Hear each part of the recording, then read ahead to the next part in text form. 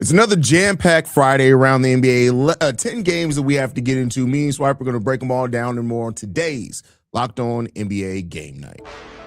When that final buzzer rings, you know it's time for Locked On NBA Game Night. All the post-game reactions to every game across the league, every single night, with insights only the hosts at Locked On can provide. It's the true NBA fans' one stop for all the action. Every game, every night. It's Locked On NBA Game Night, tipping off now. Thank you for tuning in to another episode of Locked On NBA Game Night, where it's every game, every night. I'm Haize. I'm one of the hosts of Locked On Bulls. I'm joined by, as I am every Friday, by one of the hosts of Locked On Nuggets, Swiper. How you doing, Swiper? Man, we living. What a great night of NBA basketball. Had a couple blowouts, had some really tight contested games. It should be a good little run through to get through, bro. Absolutely, absolutely. Today's episode is brought to you by FanDuel. Before tip-off, check the FanDuel app and see what's dropping during NBA Happy Hour every Friday from 6 to 7:30 p.m. Eastern. The first game we're going to get into, Swiper, is the Thunder. They get a 131 victory to 94 over the Golden State Warriors. The Warriors were shorthanded in this game. Shai has 30 points, 7 assists in this game. They dominated it from start to finish. How are you feeling about this game? Yeah, people were asking me, should they take the under on Shai today? I don't know what the line was set at with FanDuel, but that was easy for me once Steph Curry and them were out. This is just simple domination by this team, this year versus teams, and this is kind of, look at the NFL, for instance. You got teams like the New England Patriots, and a lot of folks are like, are they any good? Because they haven't done it before. They got a young quarterback, but the thing is, their schedule might be weak, but they dominate teams they're supposed to beat. So if you play versus the OKC Thunder, you get ran out of the gym if your team is not up to par. Now, if you're above 500 team, they've not been as good, but no Steph. No Jimmy Butler. This game was just like an obliteration from start to finish. So shout out to the Thunder. They get another win. They're bouncing back, obviously, after those tough game they played versus the Spurs. And then on the other end, the Warriors, it's just simple as this. You don't have your best players. You have no chance versus one of the best teams in the NBA. Yeah, no chance at all. And the Warriors are a team to watch. While they've stayed afloat so far in the Western Conference, they have that trade chip with Jonathan Kuminga that could really change a lot of how you view this team, depending on what they use that for. It seems like everybody's pretty kind of well understanding that they are going to make a move with Jonathan Kuminga. I just can't wait to see what that's going to be. He's eligible to be traded after January 15th, so we're still a little bit away from that. It's been announced that he's going to be sitting down for a while as well, so we'll see what that happens. Let me ask you this, Swiper, before we get out of this segment. Do the Thunder have a chance at do you think they break the record, the Warriors record, 83? No, it's over. That's all right. Again, this is not hate. This is just simple truth. When you look at them and how they perform versus teams that are under 500, they are utterly dominant. When they play versus teams this year that are above 500, they're a completely different team, and especially when they have one of the top 5 or 6 in the conference. No, not at all. I think their defense is legendary, but their offense is very bad to mid versus good teams this year. No, they're going to win 60-plus games, but they're going to do that in large part because right now there's so many injuries throughout the NBA. And so tonight, they're not playing versus everybody's very best. And then on the other end of that, OKC is more talented than the field. But, I just think they're probably going to win 64, 65 games. But that's 74 games. That is more than likely completely off the table. Yeah. Crazy to see. We shall see. The next game that we have up is the Atlanta Hawks going to win over the New York Knicks 111-99. Go ahead and play this short here. Hello, friends. My name is Brad Roll. I'm the host of the Locked On Hawks podcast, and the Hawks go on the road to MSG and win in decisive fashion over the Knicks.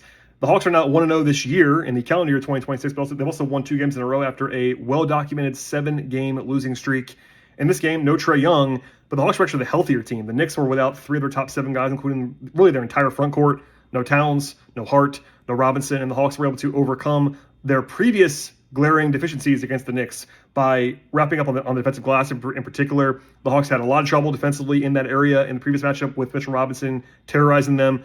Not so much today. The Hawks played great defense throughout. Dyson Daniels was suffocating on Jalen Brunson throughout the game. And on offense, they did just enough They were up by 26 points in the third quarter, and then it got a little bit dicey in the fourth, but Atlanta's defense came through in the end despite a offensive downturn late. But Jalen Johnson, a triple-double, and an impressive performance all the way around for the Hawks. We'll get into all of what transpired and more on Locked on Hawks. All right, Jalen Johnson, triple-double today, 18 points, 11 assists, 10 rebounds. So, from what I've seen, and I've watched a lot of Hawks basketball this year, the Hawks are just a better team without Trae Young on the court. And it just seems like that's just the reality that they're going to have to meet. But how do you feel about this Hawks win and what it can mean, them keep having a better record with Trae Young than without? I'm sorry, without Trae Young than with.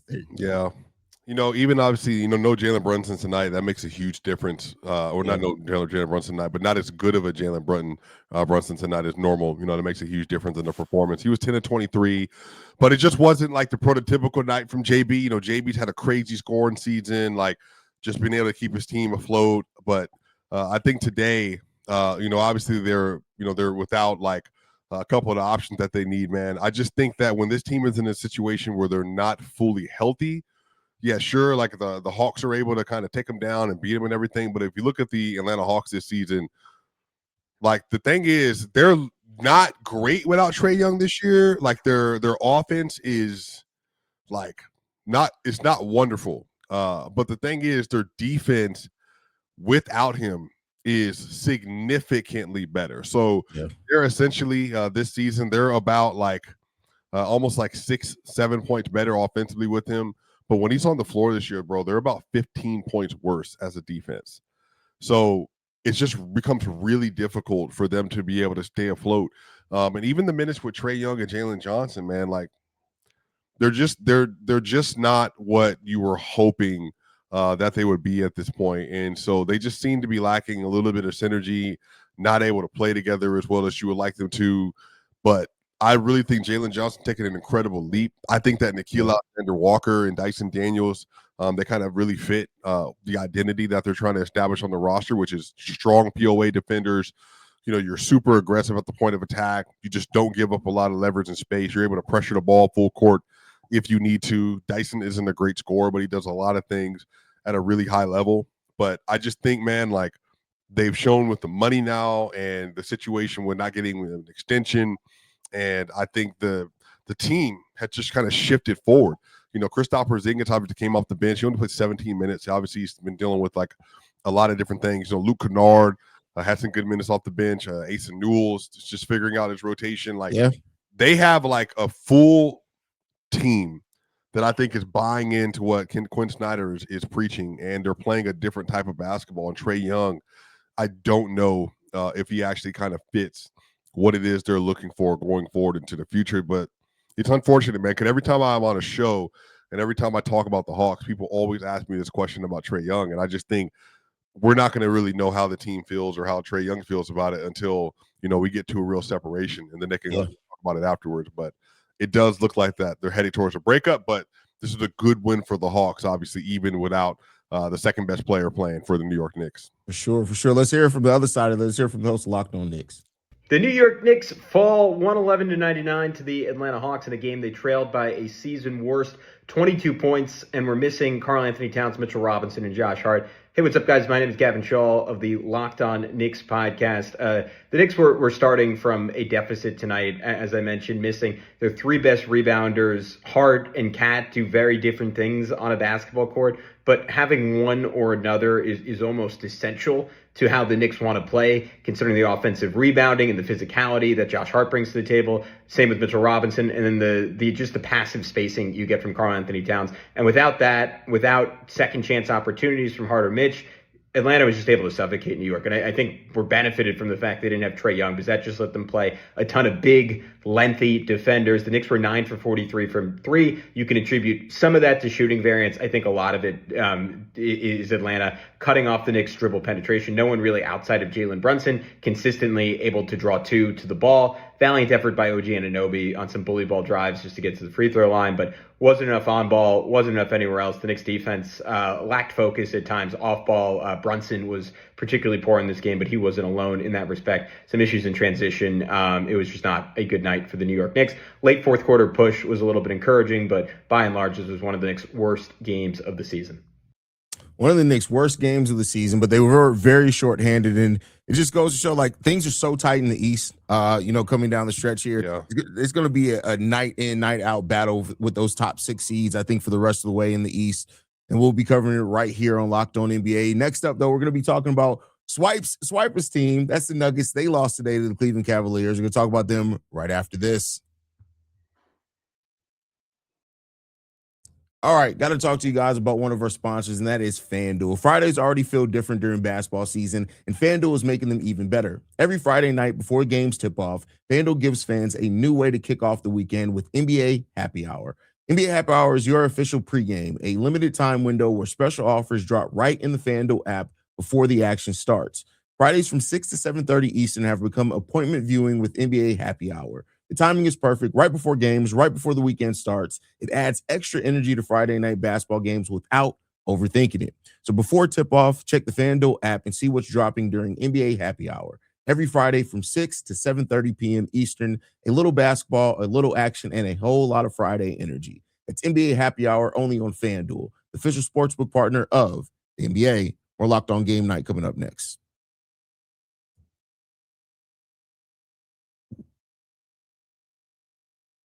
There we go. Where's Swiper at? All right, there we go.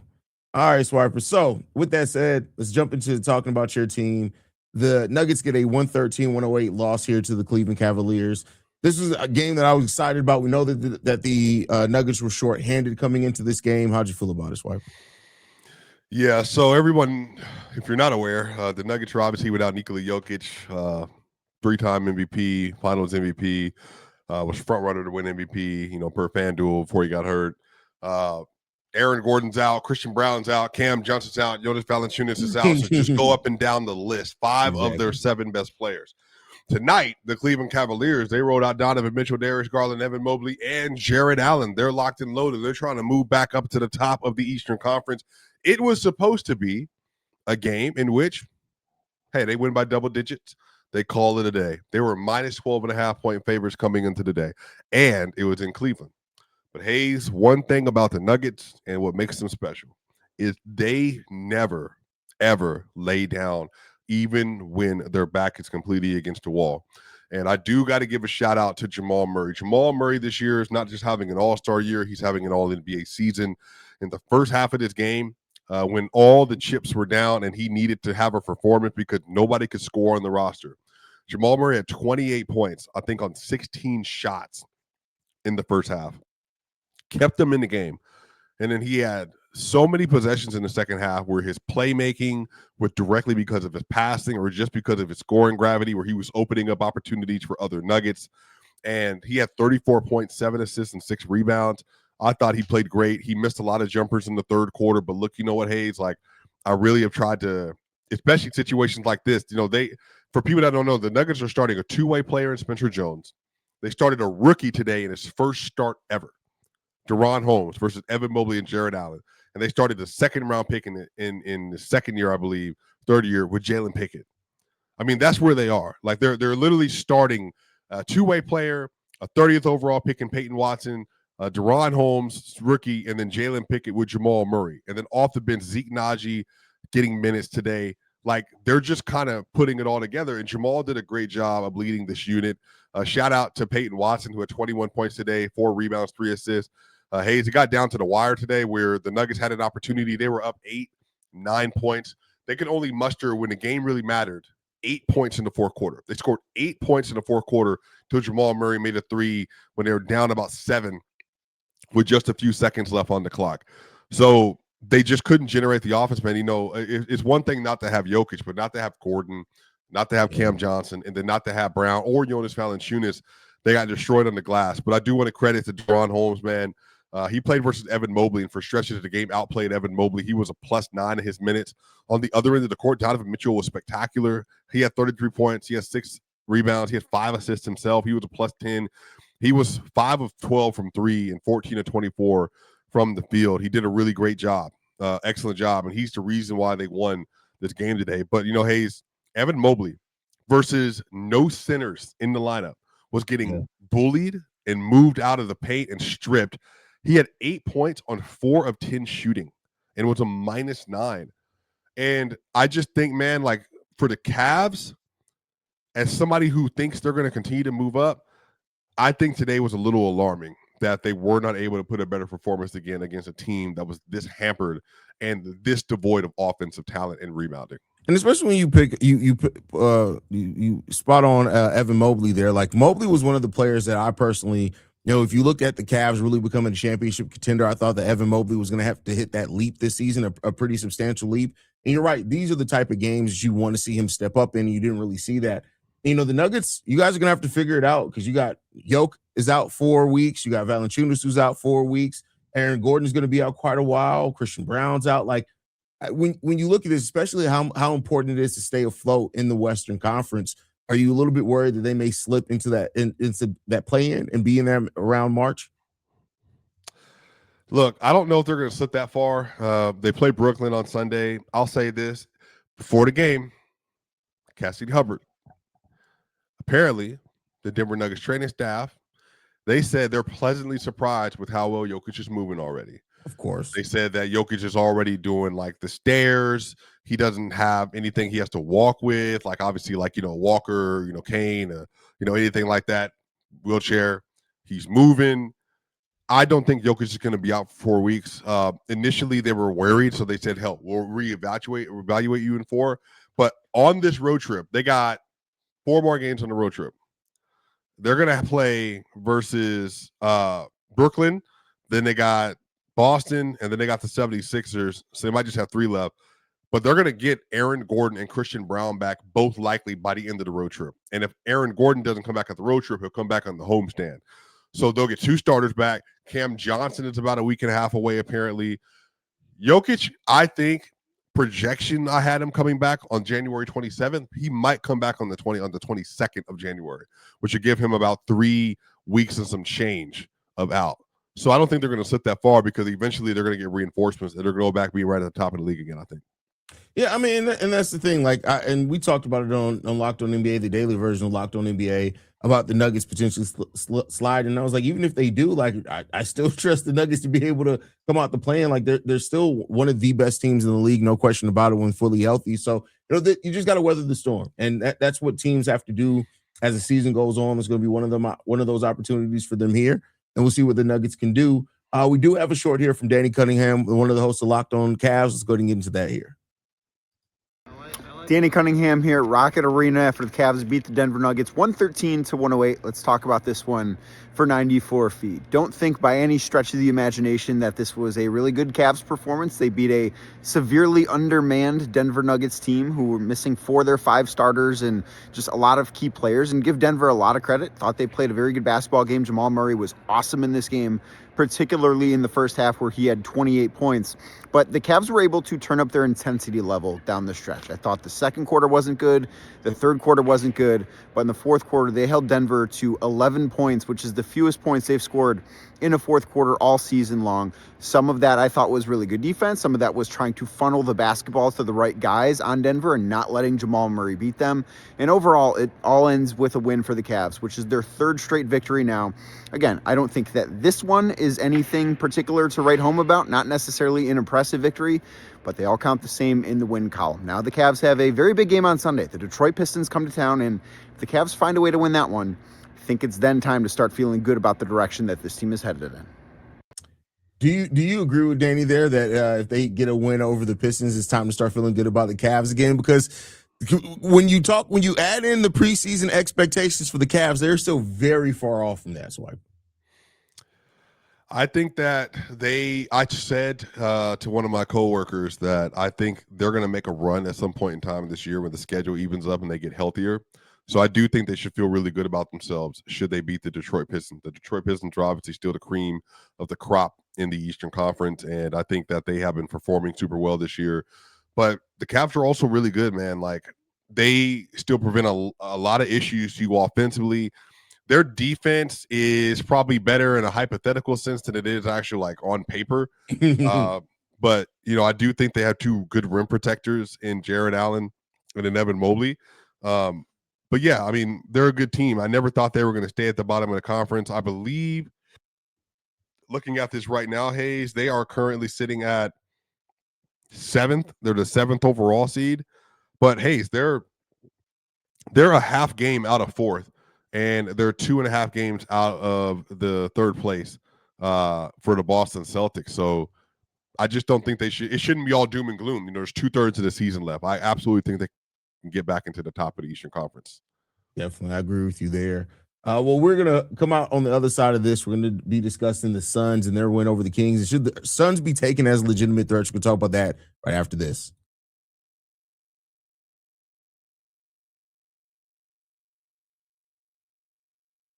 Thank you for making Locked On NBA Game Night your first listen every day. And thank you for making Locked On the #1 sports podcast network. If you haven't already, go check out the new Everydayer Club. You can access it by going to LockedOnNetwork.com/Everydayer Club. You can click on your favorite team to join the Everydayer Club there. Go to Locked On NBA Game Night. I'm sorry, Locked On NBA/Everydayer Club, or tap on the link in the show notes to learn more.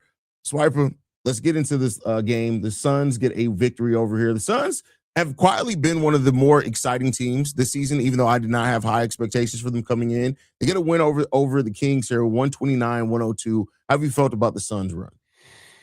Yeah, man, shout out to them. They get a win versus a Kings team that is reeling and is obviously missing a lot of really good players right now. Colin Gillespie has been a revelation this year for them. They've been looking for a point guard they can play next to Devin Booker ever since CP3 left.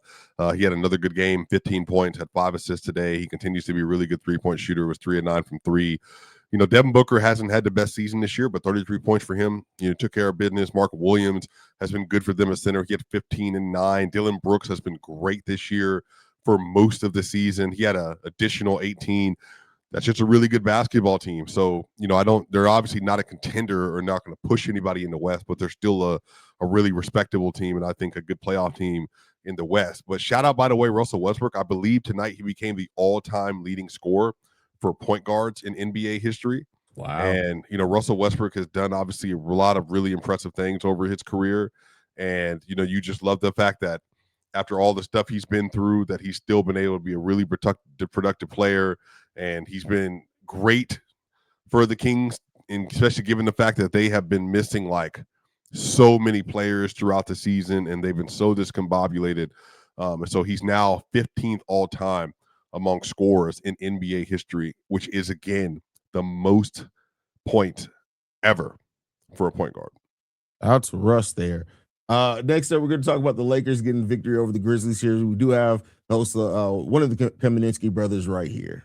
Nick Kamenetsky, co-host of the Locked On Lakers podcast, and the Lakers get a 128-121 win over the Grizzlies in LA, a game with the blueprint, a proof of concept for the Lakers to try to win games while very shorthanded at the moment. Make good decisions on offense, which will help protect as best as possible a very weak defense. When that happened, the Lakers built up a first half double-digit lead. When that didn't happen, Memphis eventually got back into the game, and it was a back and forth battle from there. But ultimately, the Lakers had enough disruptive defense, particularly down the stretch, plus 34 points from Luka Doncic, 31 from LeBron James, and 21 from Jake LaRavia to secure a very needed W. For more Lakers coverage, make sure you're watching Locked On Lakers on YouTube and listening wherever you get your podcasts. How you feeling about the Lakers, Swiper? Yeah, I mean, their record is 21-11. I can say that's what I'm feeling about them. They're obviously not that good of a team. Their offense hasn't been good lately either. Their defense has been awful, obviously, the entire season. But they played versus a very weak team, I would say, today, like in the Memphis Grizzlies. Like they're trying to figure things out, come together. But they started Christian Coloco today. Jaren Jackson Jr. had a terrific day, in terms of like box score stuff. He had 25 points and 2 assists, but he was a minus 27. Cedric Coward, like minus 29. Ja Morant was 16 points and 11 assists, but he was a minus 21. It was their bench and Jock Landale and KCP and Cam Spencer that actually kept them in the game. And KCP had 20 off the bench as well. So Luka, 31 points, 9 rebounds, 6 assists. I think his stat line ended up being a lot better than what he looked like in the game leading into the last 5 minutes. He made some really crucial free throws and made like a nice little mid-range turnaround. Jake LaRavia had a really good game, was bombing from three-pointers, had one late in the game as well. And then obviously, you're looking at Luka Doncic for 34 8 assists, and LeBron had 31 points, 9 rebounds, and 6 assists. So just playing super well, man. Like, LeBron was balling. He had his energy today. He was bouncing around. He was playing really well. Marcus Smart's his defense was great. He actually got a really key steal at the end of the game. And I believe that was when Jock Landale had him in the post and he was trying to beat him to the spot. And Marcus Smart was able to get the ball out. So they did the thing they needed to do to win the game today. And Memphis, man, they're just, I don't know what Memphis is doing. Let's go out to Tony East, with the host of Locked On Pacers. Pacers get a loss. Here with Locked On Pacers up and out of Gainbridge Fieldhouse after the Spurs beat the Pacers 123-113. The 11th loss in a row for the Pacers, who won away from their longest in franchise history. They got crushed in the possession battle tonight. The Spurs with just limiting the Pacers, to one offensive rebound. They had 12 themselves. Spurs +3 in the turnovers. They end up taking 13 more shots in this game. That full difference coming in the first half. Spurs dominating the free throw battle in the second half.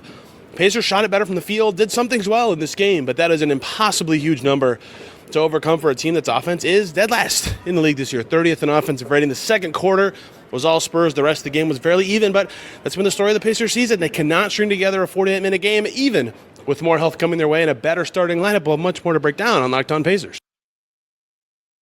Pacers have taken kind of the opposite direction. The Celtics, who lost their star to the Achilles, they still had a very deep team, are still one of the best teams in the Eastern Conference. The Pacers are there towards the bottom of the Eastern Conference, which could be by design. We'll see what they look like next year with Halliburton coming back. How have you felt about the Pacers season so far? It's just super unfortunate. I think that Andrew Demhart I had as the MIP this year. He's not going to win. Shout out to Anthony Black and Keontae George, my two other guys. One of them probably going to end up winning this year as of right now. But he had 19. He looks good, man. Pascal Siakam was good today. He had 23 and 9.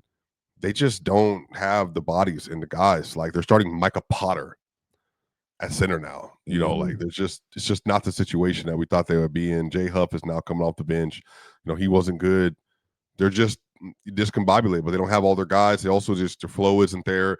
Thank goodness they have their pick, and so they can actually get some talent to add to this roster when Tyrese comes back next year. But shout out to the Spurs, man. They did this again. They've been managing without Victor Wembanyama constantly. And, for them, De'Aaron Fox today with 24 points, had 7 rebounds and 4 assists. Luke Cornett was a huge pickup for them. The fact that they have a real NBA center they can start now when Vic isn't there, when Vic's out of the game, that move might end up helping them maybe reach an NBA championship. It was that important. So, but the Pacers are just they're having really, really, really bad luck so far this year. Yeah, that's just the way the cookie crumbles. Let's get my Bulls got a win over the Magic today, 121-114. We have the host of Locked On Magic here. This is Philip Rossman-Reich, the host of Locked On Magic, as the Orlando Magic follow the Chicago Bulls 121-114. And quite simply, this is a game that was a continuation of all the issues we've seen from this Orlando Magic team throughout the month of December, and really for the last 3 weeks since Franz Wagner came out. Quite simply, when things get hard and things get tight, the Magic kind of shrivel. And what's shocking about this is that that's not been this team's identity for the last 4 years under Jamal Mosley. They always commit to defense. They always play harder. They may not make shots, but they always play harder. And consistently this season, that has not happened. The Magic have been able to get away with it. They're 7-8 over their last 15 games. They're kind of treading water. And so they're not out of any of the race or any of their goals. But the fact of the matter is, Orlando is bleeding points and bleeding wins and bleeding opportunities because they're not committing to the basics of their identity and their foundation. When things get hard, this team shrivels. And even though they were in a back and forth game and had every opportunity to win, Orlando made so many key mistakes. They couldn't get stops. They let the Bulls get in the paint. They fouled when they didn't need to foul. They turned the ball over at the worst times. It's just not enough. And if this Magic team wants to be the team everyone thinks they can be, that they believe they can be, it starts with the players putting in the effort and the commitment to be it. And they're not doing that right now. Just not enough is the perfect way to describe how the Magic have been playing this season. You give up all those picks for Desmond Bane. Haven't quite got the return. It's not just Bane's fault. I'm not saying that, but injuries continue to be a thing for this team as well. They keep stopping them. The Magic have a great defense when they're all locked in. The offense has always been something that's kind of been far behind where the defense is. Swiper, the East is very tight. Do you still see the Magic as possibly being a contender in the East this year? Or is that gone until you see otherwise? Yeah, when Franz gets back, I think there's a world for them to be that. But sometimes you're just missing it. They just might not have it this season. And, that's something transformative. Like, what makes them truly great? And they don't have a truly great offense. They have a really good defense, but not a truly great defense. Their shot making isn't great. Like, they just might be, a little bit behind in some of the development they thought they would be. But, hey, shout out to your Bulls, man. I keep hearing about, again, Ayo Dosunmu somehow still on the trade wire, even though I think he's been your third best player this year. I mean, I don't get it. Yeah, he definitely shouldn't be, but that's a story for another day because I don't want to talk about the potential of Ayo being traded because it kills me. But let's move on from that. The Wizards get a win over the Nets here, 119-99. Neither one of these teams are really looking. Everything's about the offseason for them, for both these teams respectively. But the Wizards are slowly building a nice young core here. This core continues to play well. How you feel about the Wizards here, Swipe? Yeah, man, good job, man. Alex Sarr is having a good season this year. Shout out to Bilal Coulibaly, Trae Johnson, another good pick.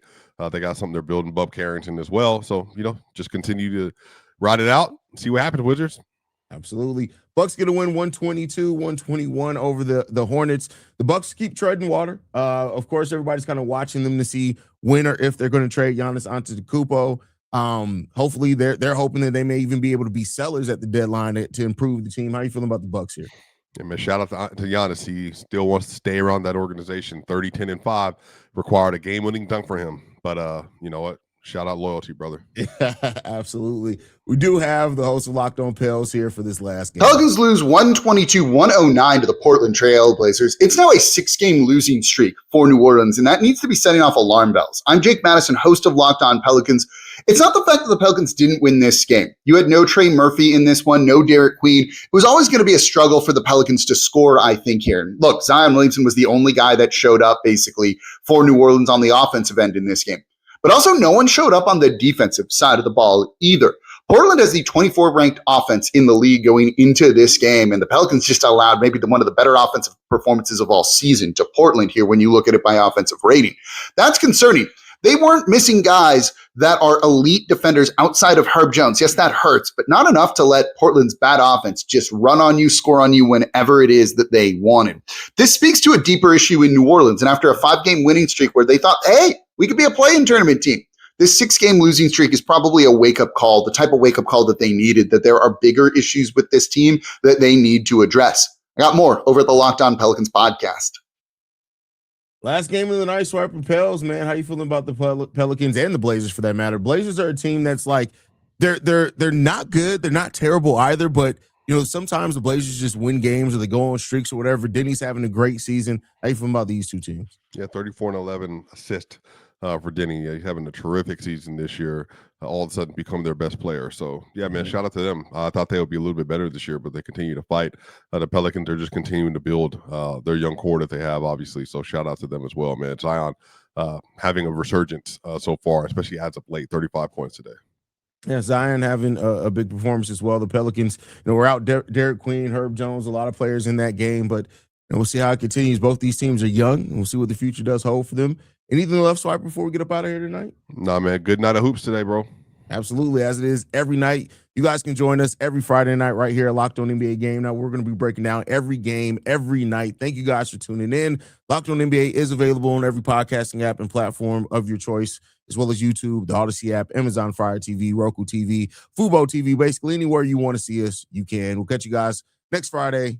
Peace.